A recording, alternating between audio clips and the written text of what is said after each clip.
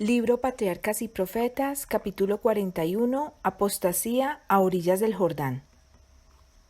Las victoriosas fuerzas de Israel habían vuelto de Basán con corazones alborozados y con renovada fe en Dios.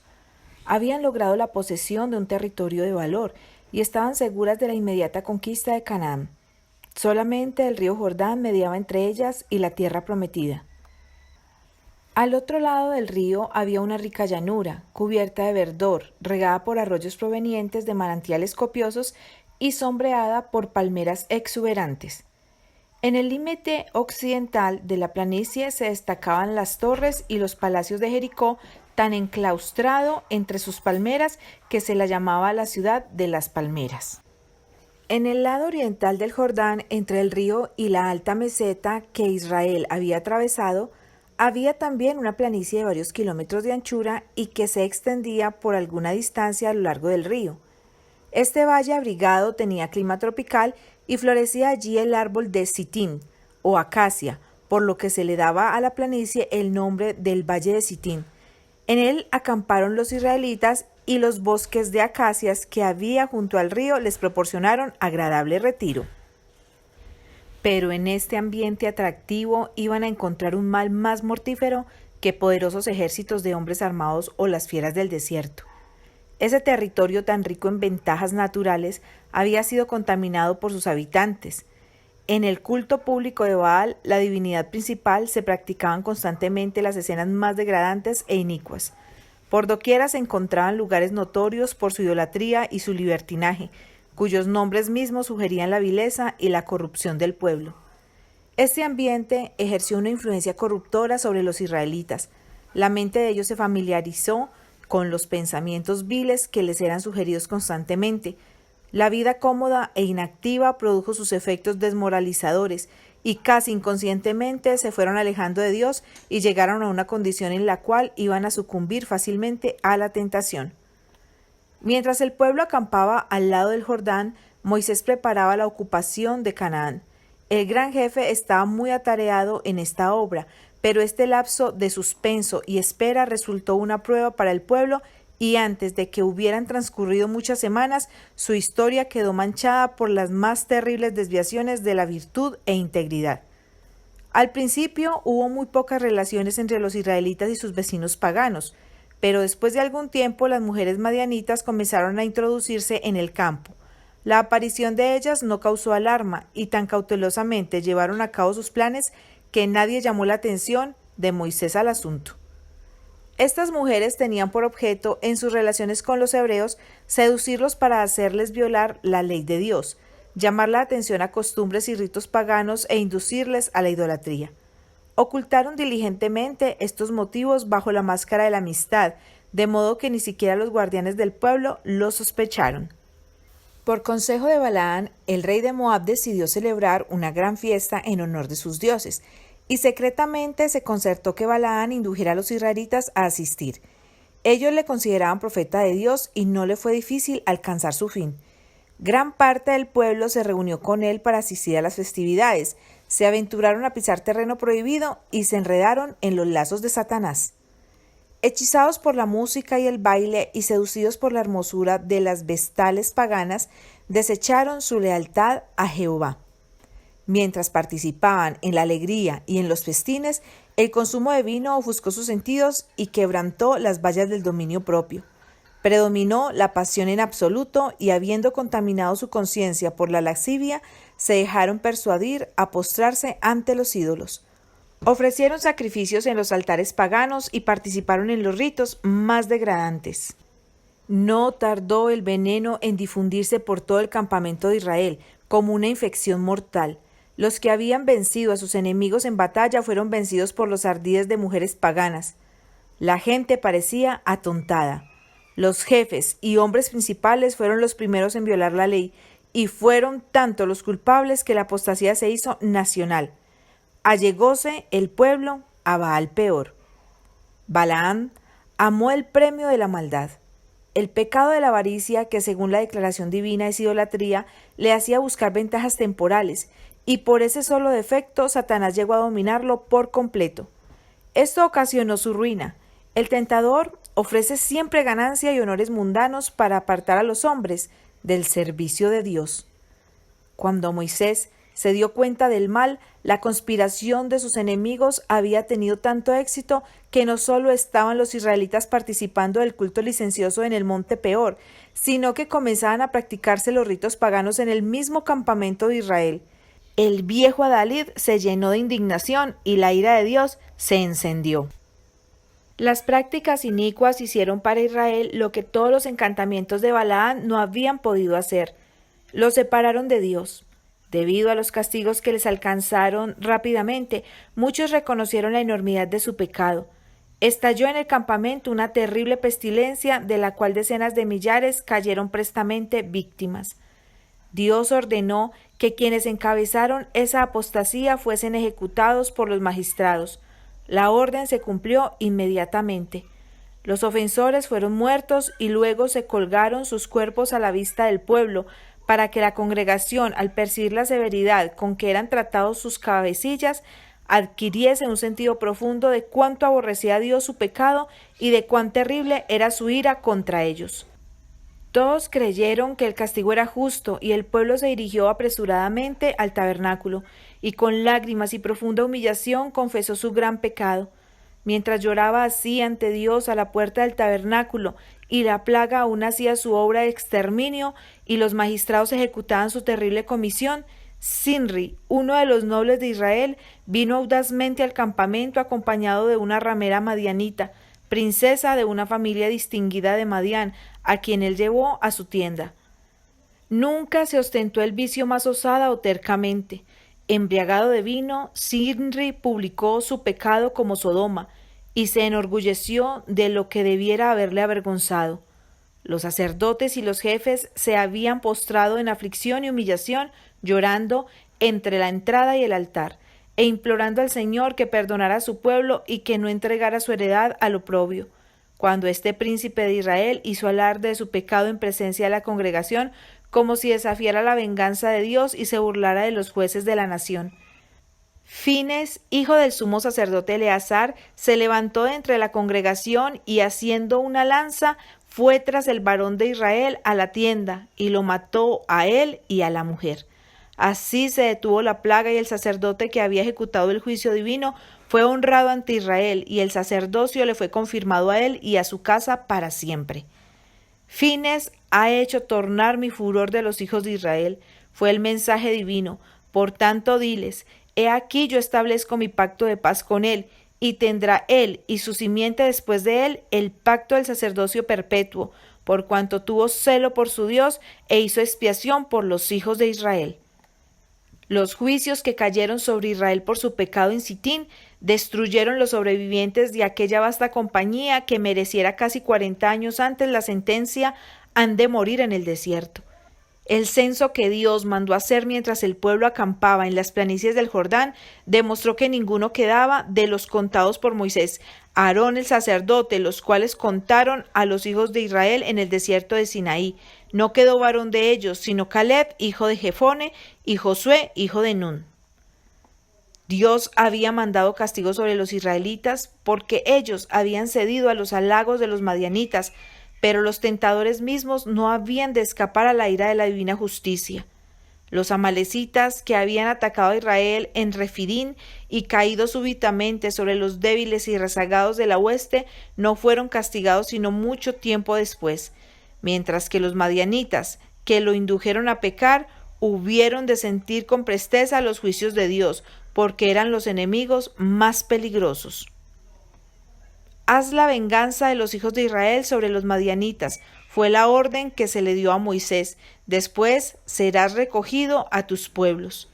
Esta orden fue obedecida al instante. Se escogieron 1000 hombres de cada una de las tribus y se los mandó bajo la dirección de Fines, y pelearon contra Madián, como Jehová lo mandó a Moisés. Mataron también entre los muertos de ellos a los reyes de Madián, 5 reyes de Madián. A Balaam también, hijo de Beor, mataron a cuchillo. Las mujeres que fueron capturadas por el ejército atacante fueron muertas según la orden de Moisés, como las más culpables y como el enemigo más peligroso de Israel. Tal fue el fin de quienes habían proyectado el daño del pueblo de Dios. El salmista dice: hundiéronse las gentes en la fosa que hicieron, en la red que escondieron fue tomado su pie. Porque no dejará Jehová su pueblo, ni desamparará su heredad, sino que el juicio será vuelto a justicia. Cuando pónense en corros contra la vida del justo, el Señor hará tornar sobre ellos su iniquidad y los destruirá por su propia maldad. Cuando Balaam fue llamado a maldecir a los hebreos, no pudo con todos sus encantamientos hacerles daño alguno, pues el Señor no había notado iniquidad en Jacob, ni había visto perversidad en Israel. Pero cuando, cediendo a la tentación, violaron la ley de Dios, su defensa se alejó de ellos.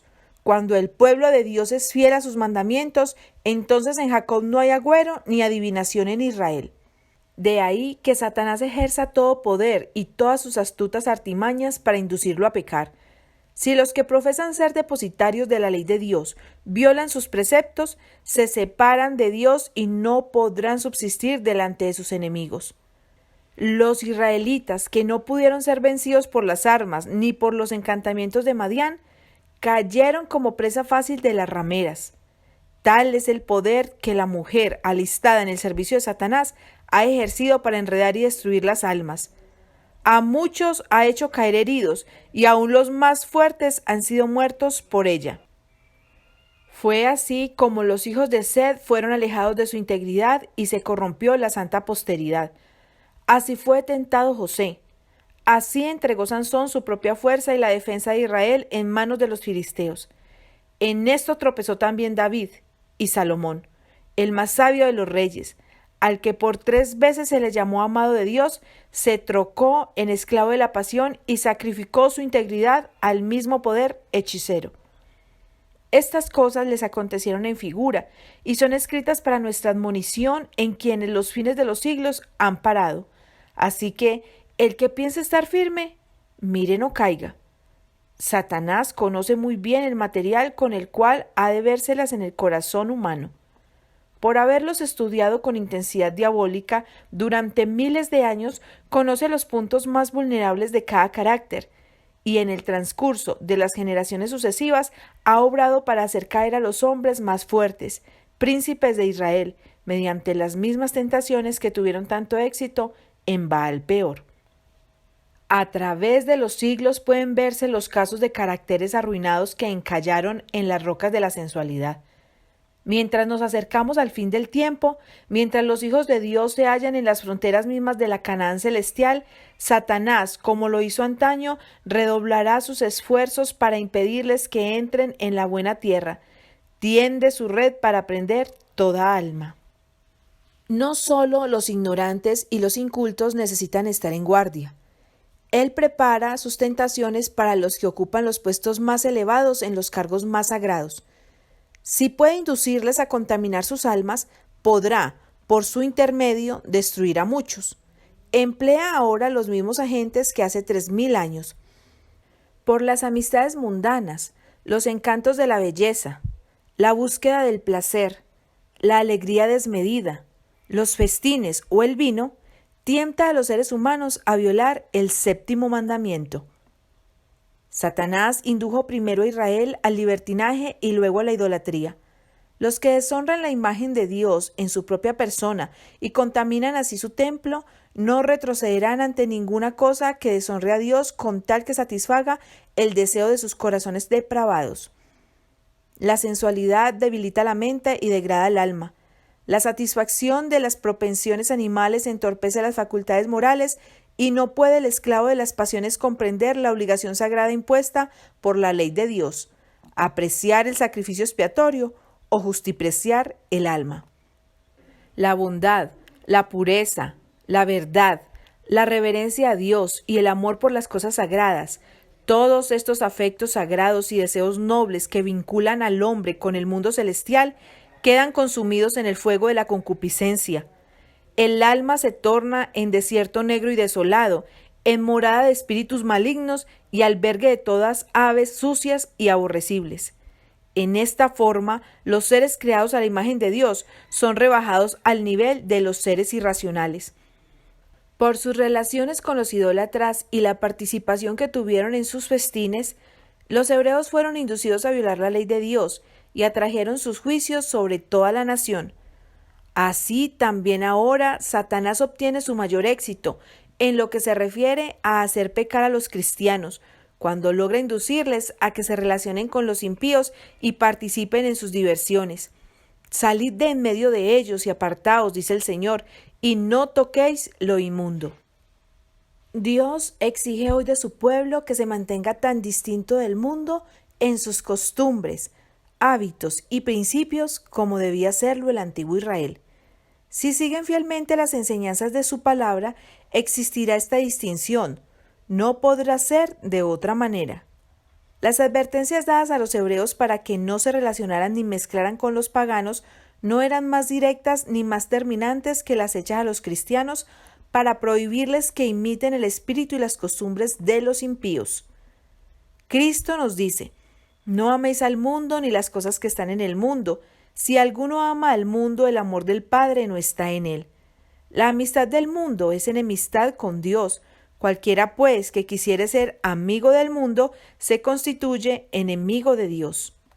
Los que siguen a Cristo deben separarse de los pecadores y buscar su compañía tan solo cuando haya oportunidad de beneficiarlos. No podemos ser demasiado firmes en la decisión de evitar la compañía de aquellos cuya influencia tiende a alejarnos de Dios. Mientras oramos, no nos dejes caer en tentación. Debemos evitar la tentación en todo lo posible. Los israelitas fueron inducidos al pecado precisamente cuando se hallaban en una condición de ocio y seguridad aparente. Se olvidaron de Dios, descuidaron la oración y fomentaron un espíritu de seguridad y confianza en sí mismos. El ocio y la complacencia propia dejaron la ciudadela del alma sin resguardo alguno y entraron pensamientos viles y degradados. Los traidores que moraban dentro de los muros fueron quienes destruyeron las fortalezas de los sanos principios y entregaron a Israel en manos de Satanás. Así, precisamente, es como Satanás procura aún la ruina del alma. Antes que el cristiano peque abiertamente, se verifica en su corazón un largo proceso de preparación que el mundo ignora. La mente no desciende inmediatamente de la pureza y la santidad a la depravación, la corrupción y el delito. Se necesita tiempo para que los que fueron formados en semejanza de Dios se degraden hasta llegar a lo brutal o satánico. Por la contemplación nos transformamos. Al nutrir pensamientos impuros en su mente, el hombre puede educarla de tal manera que el pecado que antes odiaba se le vuelva agradable. Satanás emplea todos los medios posibles para popularizar el delito y los vicios envilecedores. No podemos transitar por las calles de nuestras ciudades sin notar cómo se presentan descaradamente actividades delictuosas en alguna novela o en algún escenario teatral. La mente se educa en la familiaridad con el pecado. Los periódicos y las revistas del día recuerdan constantemente al pueblo la conducta que siguen los depravados civiles. En relatos palpitantes le describen todo lo capaz de despertar las pasiones. Tanto lee y oye la gente con respecto a crímenes degradantes que aun los que fueran una vez dotados de una conciencia sensible a la cual hubieran horrorizado tales escenas se vuelven empedernidos y se espacian en estas cosas con ávido interés. Muchas de las diversiones que son populares en el mundo hoy, aun entre aquellos que se llaman cristianos, tienden al mismo fin que perseguían las de los paganos. Son, en verdad, pocas las diversiones que Satanás no aprovecha para destruir las almas. Por medio de las representaciones dramáticas, ha obrado durante siglos para excitar las pasiones y glorificar el vicio. La ópera, con sus exhibiciones fascinadoras y su música embelezadora, las mascaradas, los bailes y los juegos de naipes, son cosas que usa Satanás para quebrantar las vallas de los principios sanos y abrir la puerta a la sensualidad. En toda reunión de placer donde se fomente el orgullo y se dé rienda suelta al apetito, donde se le induzca a uno a olvidarse de Dios y a perder de vista los intereses eternos, allí está Satanás, rodeando las almas con sus cadenas. Sobre toda cosa guardada, guarda tu corazón. es el consejo del sabio, porque de él mana la vida. ¿Cuál es su pensamiento del hombre en su alma? Tal es él. El corazón debe ser renovado por la gracia divina, o en vano se buscará pureza en la vida. El que procura desarrollar un carácter noble y virtuoso sin la ayuda de la gracia de Cristo, edifica su casa sobre las arenas movedizas. La verá derribarse en las fieras tempestades de la tentación. La oración de David debiera ser la petición de toda alma. Crea en mí, oh Dios, un corazón limpio y renueva un espíritu recto dentro de mí. Y habiendo sido hechos partícipes del don celestial, debemos proseguir hacia la perfección, siendo guardados en la virtud de Dios por fe. Tenemos, sin embargo, algo que hacer para resistir a la tentación. Los que no quieren ser víctimas de los ardides de Satanás deben custodiar cuidadosamente las avenidas del alma. Deben abstenerse de leer, ver u oír cuanto sugiera pensamientos impuros. No se debe dejar que la mente se espacie al azar en todos los temas que sugiera el adversario de las almas. Dice el apóstol Pedro: por lo cual, teniendo los lomos de vuestro entendimiento ceñidos, no conformándoos con los deseos que antes teníais estando en vuestra ignorancia, sino como aquel que os ha llamado es santo, sed también vosotros santos en toda conversación. Pablo dice: todo lo que es verdadero, todo lo honesto, todo lo justo, todo lo puro, todo lo amable, todo lo que es de buen nombre, si hay alguna virtud, si alguna alabanza, en esto pensad. Esto requerirá ferviente oración y vigilancia incesante. Habrá de ayudarnos la influencia permanente del Espíritu Santo, que atraerá la mente hacia arriba y la habituará a pensar solo en cosas santas y puras. Debemos estudiar diligentemente la palabra de Dios. ¿Con qué limpiará el joven su camino? Con guardar tu palabra, dice el salmista, y añade: en mi corazón he guardado tus dichos para no pecar contra ti. Los pecados que cometió Israel en Bet-peor atrajeron los juicios de Dios sobre la nación, y aunque ahora no se castiguen los mismos pecados con idéntica presteza, recibirán su retribución tan seguramente como la recibieron entonces. Si alguno violar el templo de Dios, Dios destruirá al tal. La naturaleza ha vinculado a estos crímenes terribles castigos que, tarde o temprano, se aplicarán a todos los transgresores. Estos pecados, en mayor medida que cualquiera otros, son los que han causado la terrible degeneración de nuestra raza y la carga de enfermedades y miseria que afligen al mundo. ¿Podrán los hombres ocultar sus transgresiones a los ojos de sus semejantes? Pero no por eso dejarán de cegar las consecuencias, en forma de padecimientos, enfermedades, degeneración mental o muerte. Y más allá de esta vida, les aguarda el tribunal del juicio, con su galardón de consecuencias eternas. Los que hacen tales cosas no heredarán el reino de Dios, sino que con Satanás y los malos ángeles recibirán su parte en aquel lago de fuego que es la muerte segunda. Los labios de la extraña destilan miel, y su paladar es más blando que el aceite, mas su fin es amargo como el ajenjo, agudo como cuchillo de 2 filos. Aleja de ella tu camino y no te acerques a la puerta de su casa, porque no des a los extraños tu honor y tus años a cruel, porque no se harten los extraños de tu fuerza y tus trabajos estén en casa del extraño y gimas en tus postrimerías, cuando se consumiere tu carne y tu cuerpo. Su casa está inclinada a la muerte. Todos los que a ella entraron no volverán. Sus convidados están en lo profundo de la sepultura.